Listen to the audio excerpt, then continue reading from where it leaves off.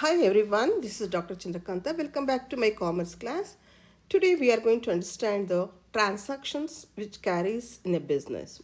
These transactions may be cash transactions or credit transactions. We know all business units will have a good number of transactions a day, and some of the transactions may be cash transactions and some of the transactions may be credit transactions.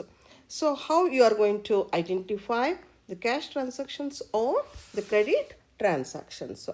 Okay, so these transactions may be for purchases which the organization is going to do, or maybe related to sales. So here I have taken examples related to purchases. For example, you consider your purchased goods for cash, purchased goods from Mahesh, purchased goods from Anand for cash, purchased goods from Satish on credit. So your goods may be anything related to business, maybe the raw materials or any semi finished goods, anything that or maybe the stationery, maybe the asset, furniture. Okay, so anything that is required for the business, that business is going to buy. Okay, so when the purchases are done for cash, it specifically mentioned your cash. Okay, so sometimes it may be simplified like cash purchase only. Okay, this is a cash purchase, so we call it as a cash transaction because it is clearly mentioned here. Purchase goods from Mahesh. So clear, Mahesh. Okay, so your cash is not mentioned. It means you have purchased goods from Mahesh on credit. You have purchased goods from Mahesh on credit.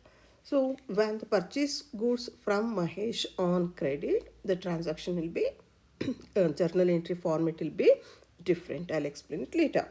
So let's take another one. Purchase goods from Anand for cash. Here the name is mentioned, but they are specifically mentioned as cash. Again, it becomes a cash transaction. See, purchase goods from Satish on credit. Again, you have there mentioned specifically it as credit. So when it is said credit, it is a credit transaction. See, observe these cash transactions and credit transaction. Whenever there is a credit transaction, the name of the person specifically they are going to mention. The name of the person who has supplied or to whom the goods are supplied is must, because the entry, journal entry, when we are going to do, we are going to identify the name of the person with whom the transaction has been carried. So it may be a purchase or it may be a sales, but we are going to find two types of transaction. The one may be cash transaction, another may be credit transaction. Cash transaction and credit transaction. Okay, as I said, cash transaction where the cash is immediately paid. So the transaction completes with the immediate payment of cash. Immediate payment of cash. So your transactions will complete there. You are going to identify the payment of cash and the cash account will be identified while recording the transaction. Okay. And there is another transaction called credit transaction. So in the credit transaction, the payment of money is postponed. Okay. Cash payment is postponed. It may be cash payment or cash receipt. Okay, it doesn't mean always payment. So cash payment or cash receipt is postponed. There is no immediate payment, so we have to identify the name of the person to whom the payment to be done. So therefore, while recording the transaction, we'll identify the person and in the name of the person account to be opened. Okay, so let's take an example. So when there is a cash transaction, for example, we are going to have a cash sales. Cash sales. That is a cash transaction. Cash transaction. The one is cash account, another one is sales account.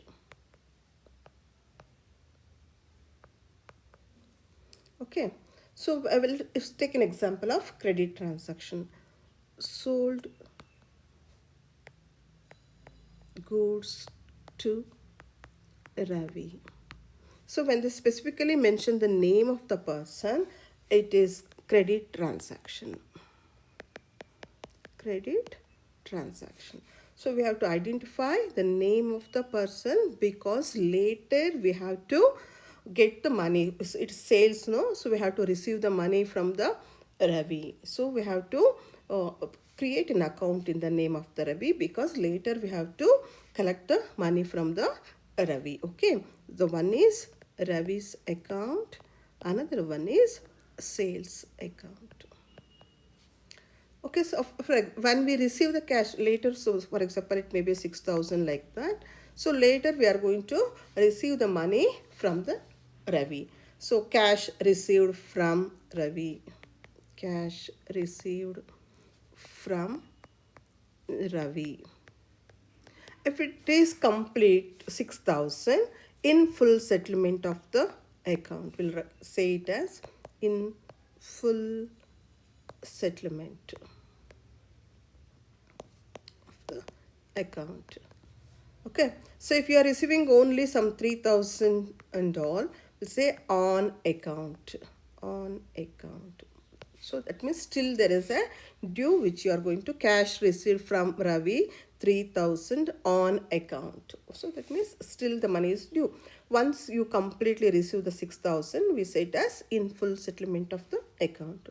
So that means whenever there is a cash transaction, you have to maintain two accounts. The one should be in the name of the person with whom that you had a transaction, and the another one is maybe the sales account or maybe the purchase account. Okay, so we have to learn this accounting treatment.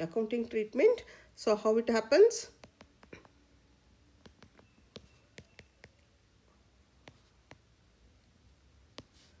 Cash transaction. For cash transaction, so you are going to take one as a cash account, another one will be the sales account or asset account. Okay, so another one will be the cash or sales or asset account. But when there is a credit transaction, name of the person, with whom you had a transaction, that is important, and account to be opened in the name of the person. Okay, clear? So that means we have two types of transactions. The one is cash, another one is credit. The cash transaction where there is an immediate payment of cash, and credit transaction where the payment is postponed. And these transactions like this. Okay, so they will give like cash completely, they purchase or sold goods for cash. Okay, sold goods or purchased goods from Mahesh, the name is mentioned. Purchase goods from Anand for cash. See, this is cash transaction and this is cash transaction. Okay, purchase goods from Mahesh, the name is mentioned. For cash is not given, so this is a credit transaction. Purchase goods from Satish on credit, the specifical mention, this is also credit transaction. Likewise, you should be able to identify the cash transactions and credit transaction, and according to that you have to make the accounting treatment, because accounting treatment is important. For cash transaction you are opening cash account, and for credit transaction you'll open the account in the name of the person with whom you had a transaction. Clear? Okay, so we'll continue with certain